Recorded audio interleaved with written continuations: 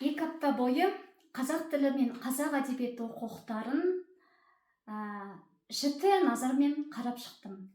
Сонда байқағаным, ұлт сыныптарында, яғни орысша оқитын, қазақ тілінен басқа тілде оқитын мектептердегі кейбір қазақ тілі оқулықтарында ұлттық құндылықтарға шекеден қарайды екен. Мысалы, 1-ші сынып қазақ тілі оқулығы орыс, ұйғыр, тәжік, өзбек мектептеріне арналған бұл оқулық 101-ші бетте мынандай мәтін, диалог берілген. Сен домбыра тартасың ба?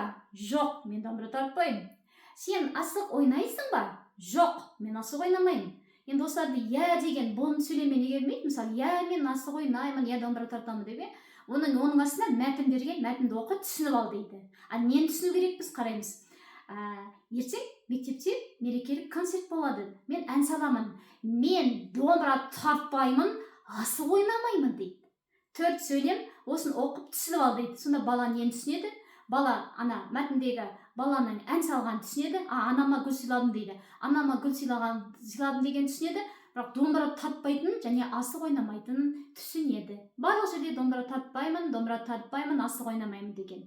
Енді қазақтың киелі домбырасын мен домбыра тартпаймын деп азарды безерде болып жазу және қазақтың ұлттық ойыны мергендікке үйрететін, ептілікке баулитын асық ойынын жоқ, мен асық ойнамаймын деп одан бас тарт дегендей райда мәтін беру кімге қажет? Кімге қажет? Сондықтан бұндай ұлттық құндылықтарға шекеден қарауды қою керек. Бұл ұлттық құндылық деп не үшін айтып тұрмын? Оқулық жазуға қойылатын тағы бір талап, ол оқулықтың тұтас бойында қазақтың, яғни біздің ұлттық құндылықтарымыз насихаттау керек, мәдени мұрамыз насихаттау керек, төл тарихымыз, салт дәстүріміз, солардың барлығы тілге тиек етілуі қажет.